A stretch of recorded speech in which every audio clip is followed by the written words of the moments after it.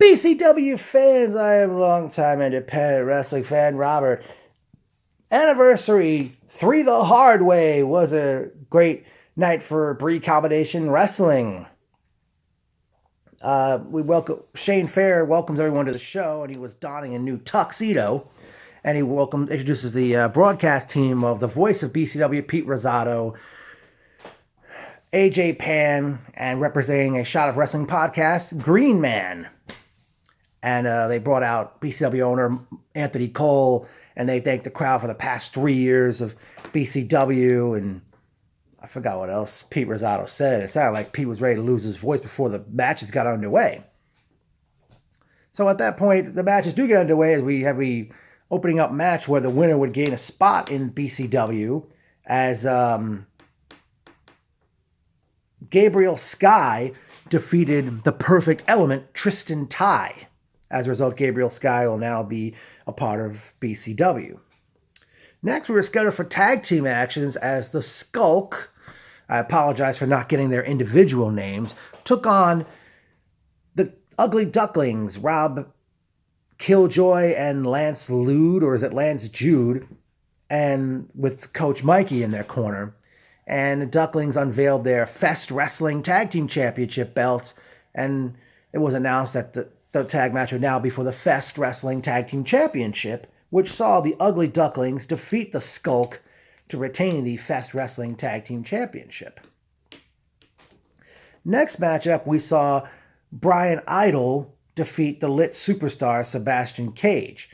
During this match, Cage was up on the top rope, only for Gabriel Sky to come out and distract him, and I believe Brian capitalized from that point on. Next up, to determine a number one contender for the Women's Championship, we saw Tasha Steelz with AJ Pan defeat Riley Shepard by submission, as I guess Shepard was still hurting from being attacked by Darius Carter at Queen of the North back in January, and after gaining the victory, Tasha attacked Shepard on the floor, and as a result, Shepard had to be stretchered from the ring. Up next was the TLC match, as we had, representing Legendary Action Wrestling, Raid Ravello, Aramis La Paz,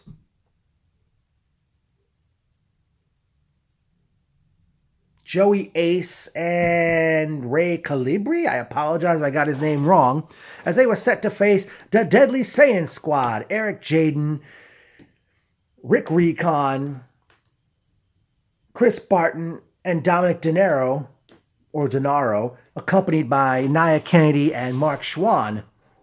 And as they were coming to the ring, somebody pushed someone in the crowd, and that person was looking to fight the DSS.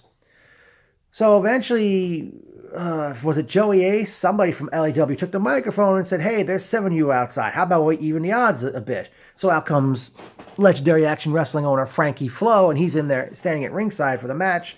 And it gets underway, and eventually, I forgot who from LAW was standing on the ladder, but Joey Ace attacked him. So I guess it's safe to say Joey Ace was the mole within LAW, as he seemingly turned his back on BCW all the way back in September when they were running in the Bronx.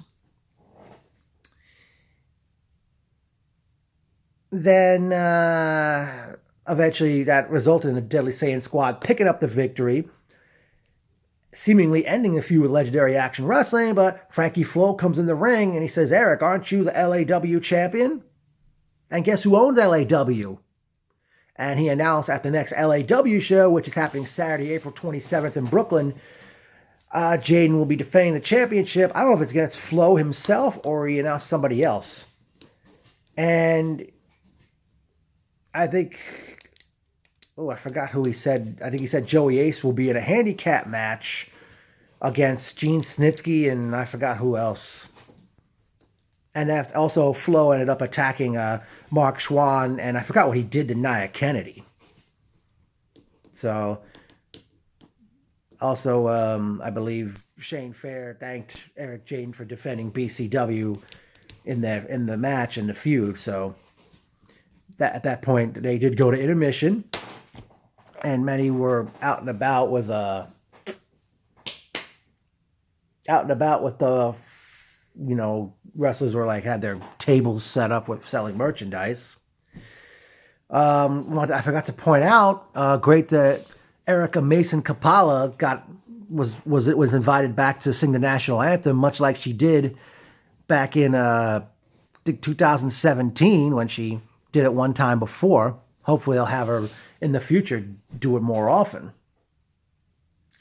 Next up in the match presented by Pro Wrestling Magic, the American Murder Society, Steve Off and Aaron Bradley, they defeated one half of the Pro Wrestling Magic Tag Team Champions, Everett Cross, the God of Drivers, and Overtime TJ Crawford. After the match, Cross attacked Crawford. I forgot what was it, a pile driver? Some kind of a driver. And then left the ring without him. Next, we had the match that was first time these two men faced each other in 5 years, as the good guy, Azrael, with AJ Pan, defeated AR Fox. One thing I didn't point out in the aftermath of the TLC match is that AJ Pan, I guess, had come out, and looks like Joey Ace, I guess, is now still with the Pan Core Agency, seemingly. The next we were set for the Women's Championship as Sumi Sakai challenged Faye Jackson. During this matchup, Sumi was out of the ring and ran away from Faye. Faye chased after her, and they were both being chased after by referee Chris Shady Torres. Sumi ends up sitting on Mike McNicholas's lap, and then Faye is sitting on both of them, and I guess it's safe to say McNicholas enjoyed getting a lap dance, per se. Eventually they come back to the ring and Faye Jackson defeats Sumi Sakai with a Michinoku Driver, which I really like that move, by the way, to retain the Women's Championship. I think it was right after this came out, AJ Pan comes out with Tasha Steelz, and Tasha was didn't want to give the belt back to Faye, who had just retained the championship. So I guess that's telling us something right there. Next, in a four-way matchup, Saeed Al-Sabah defeated Alvin Alvarez, Ace Andrews, and Leon Ruff to retain the Fest Wrestling Heavyweight Championship. Great to see Al-Sabah got to come back to BCW. And,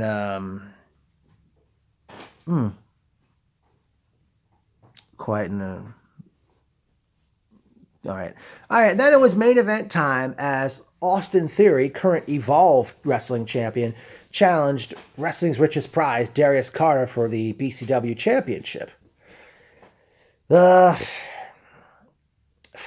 really remember much happened in this matchup, but a lot did happen as Darius Carter eventually defeated Austin Theory to retain the Heavyweight Championship. After gaining the victory, the Deadly Saiyan Squad come out, and Darius gets out of the ring, and Eric Jayden had the microphone, and I forgot what he was about to say something to Darius. But then TJ, out of the blue, TJ Marconi hits the ring and cleans house on the Deadly Saiyan Squad to the point where he's daring all four of them to come back in the ring, and before they do, Astro Morales, Matt Awesome, I don't know if that was Bronco International himself in the mat with the mask on, and one guy whose name I don't know, who I do not know. They whole hit the ring, attacking the DSS, and they say, and clearly Bronx Wrestling Federation has now invaded BCW, and they were ready to keep going at it, and BWF is daring DSS to come back in the ring. And has challenged the Deadly Saiyan Squad to show up at their next show, which is Saturday, May 4th in the Bronx, New York. So one feud had ended earlier in the night, and new feud or invasion has seemingly begun. And even Pete Rosado got up from the commentary table, and he says to Anthony Cole, I think he says to Eric Jayden, I'm paying you something of the nature. He said, this is business. I forgot what he said. I'm sorry, folks. I mean, this show was 2 nights ago, and seemingly everything is such a blur. And you'll understand why shortly. But person knows time. Welcome back to BCW, Mike McNicholas. I don't know if he was helping out or he just was there to watch the show. Welcome back, Rhea, Jacqueline. I hadn't seen those two ladies in some time. Elliot, who was sitting right in front of me. Bill Parham, Jason.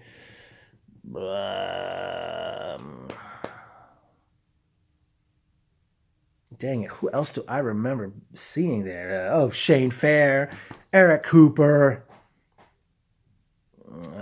Who else do I remember seeing at the damn show?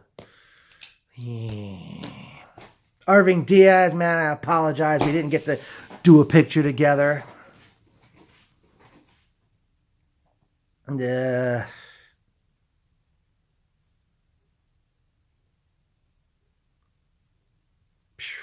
I noticed only one set of bleachers was opened up for this, for the show here. And I gotta address something right now. Look, as a longtime independent wrestling fan, I know independent wrestling shows, I know the drill that they have a tendency of not opening, letting the crowd in on time, and not starting the shows on time. I walked into St. Sebastian's Parish Center, which is where this particular show took place on 57th Street in Woodside, Queens. Walked in between 7:30 and 8 p.m. and I saw the crowd waiting on the staircase. And I forgot what point they finally opened the door to get everybody in.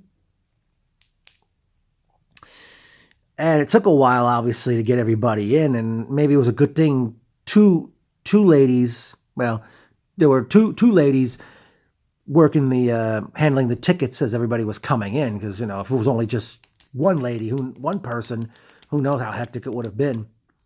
But I have to say, that's not going to be acceptable to everybody. Because the show didn't start till almost 8:30.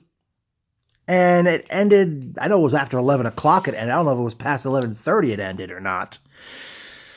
Whew.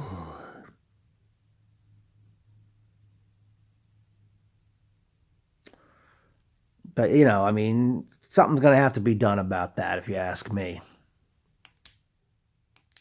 I forgot to mention during the...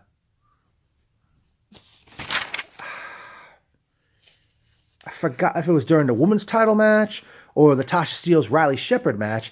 Eddie McQueen comes out and I guess pulled a Lacey Evans, shall we say? Maybe I haven't really watched WWE in a long time, but many are saying that McQueen pulled a Lacey Evans, came out and did nothing and then went back to the curtain.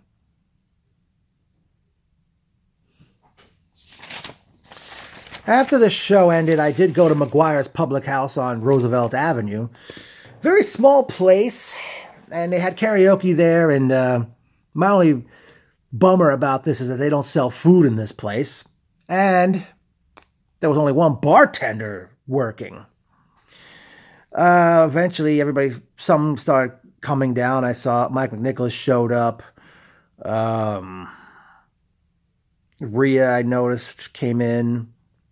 I noticed Rage, who wrestles for FTW, was there with his daughter. I forgot what her wrestling name is, or if she's even a wrestler. I think she is a wrestler. I forgot, but I don't go to FTW, folks. She actually got up to sing. I think she sang No Doubts Underneath It All. She did pretty good with that one. Before everybody showed up, I ended up singing the Eagles' Get Over It. Eventually, Eric Jaden, Darius Carter, Green Man, I forgot the other gentleman's name from the Shot of Wrestling podcast, tall gentleman. Boulevard Bullies, Patrick and Steven, they showed up. I forgot what song Patrick got up to sing. I know Mike McNicholas sang Green Day's Longview.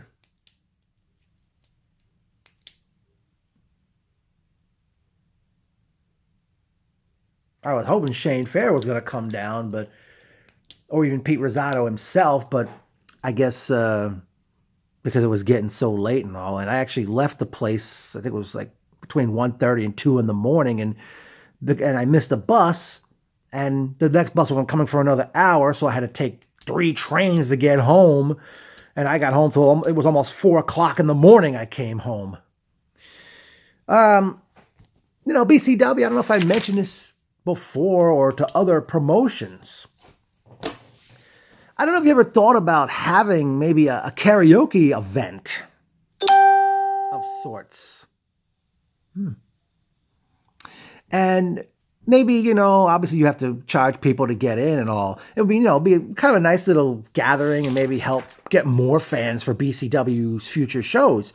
I can imagine you could have the Daily Saiyan Squad, you could have Darius Carter, Faye Jackson, AJ Penn, Anthony Cole, and Pete Rosado. You could all be there, having a karaoke event, and it'd be a nice idea for a gathering, or have some kind of a dance or a dinner of some sort. That would be quite an idea, especially it would probably be taking place in a month. Like have it during a month when you're not doing a show. And speaking of which, no show date was no return show date was announced, so I don't know when BCW will be back in action. But I would like to see at the next BCW event Faye Jackson defend the women's championship against Tasha Steelz. Can't really think of what other matches I'd like to see, but I will say this. I think BCW, you got to have a world heavyweight champion. You got a women's champion. I think it's time you finally get tag team champions already. Even if you have like a big tournament that goes on for months like you did back in 2017 when you had a world heavyweight title tournament. Because, it's like you got your heavyweight title, you got your women's title. I mean, that's all it's missing, a tag team championship. Now, I want to say right now, folks, on a serious note, I don't know if I'll ever attend another BCW event. It has nothing to do with the product. Simply put, this particular very show, I was very tired and very burned out from having to work. And, I was just, I don't know what got into me. I don't know. I don't know if I'll go back to BCW. And like I said, it has nothing to do with the product. The shows are great. It's just that, there's also another reason why I may not want to go back. So, folks, I don't know if I'm going to come back to BCW in the future. So, I'm not sure, folks. I don't know if I will come back or not. I mean, you have a great product going, but the product is not the reason I'm thinking that maybe I won't come back. So I hope you've enjoyed this. But BCW, you keep doing what you've done. Like the song says. Like the song says, ain't no stopping us now. But you'll definitely do well. But again, I don't know if I'll come back.